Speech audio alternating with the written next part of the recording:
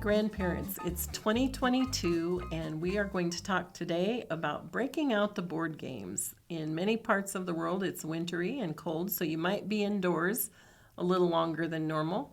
I know certainly where we live that's the case. It's cold and windy and sometimes snowy outside, so interior fun is what we're trying to figure out with our grands. So let's talk about board games. You know, we've done them. All of us grew up playing board games. The younger generation is growing up on tablets and phones and playing electronic games, which may have some of the same effects we're going to talk about in a few minutes, but not all of them. And so let's just kind of run through the quick list of what's good about board games. First of all, there's just a lot of fun and laughter usually involved when there's a family sitting around the table playing a game. There's a little bit of competition and a lot of laughs and some fun depending on which game you're playing. And then this is the big thing that I think is so important. There's human interaction and eye contact.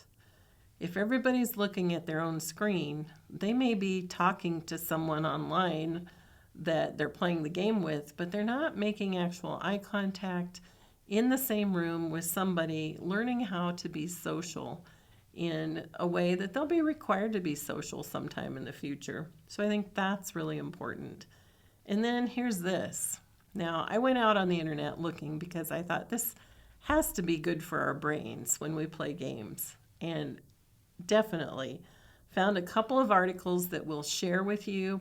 Read through them. One is an article, the other is a list of good board games for families.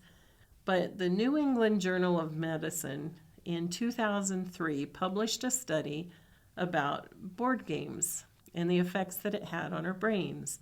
And one of the things they said, and this is a direct quote, is that the playing of board games links to decreased incidence of dementia and Alzheimer's.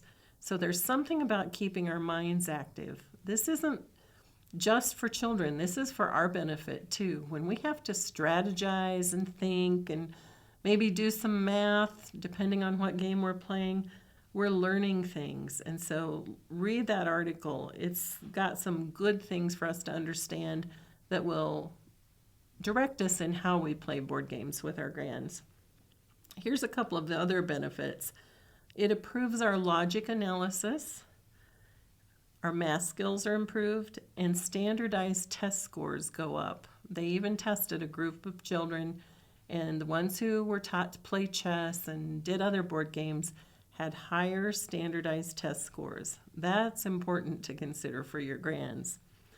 Now, the next thing we're going to link to is a list of the 37 best board games for family, in somebody's opinion. And I read through the list, and a lot of them I liked. Some of them I hadn't heard of, so I'm anxious to order them up and try them out with our grands. I think there were several on there that would be new to our family, we'd like, and they would love, and we'd have a great time. There was one or two that I wouldn't play with my children or grandchildren, so you'll probably know. You'll have some on that list that you won't play either. But it's got some great ideas on there, and we'll put that link in our notes in the post of this video. So, play some games this year. Make it a point to acquire some new board games and improve the brain skills of your grandchildren. Have a great time playing games. And I want to add this. We were just recently on vacation playing with the grands, and one grandchild said something really interesting, and it was just a casual comment. But she said, "I hate it when Papa lets me win." That child likes to compete and likes to test her skills. So don't always let the grands win. Teach them how to compete in a healthy way and how to win or lose graciously in the playing of these games. Have a great year. Be grand.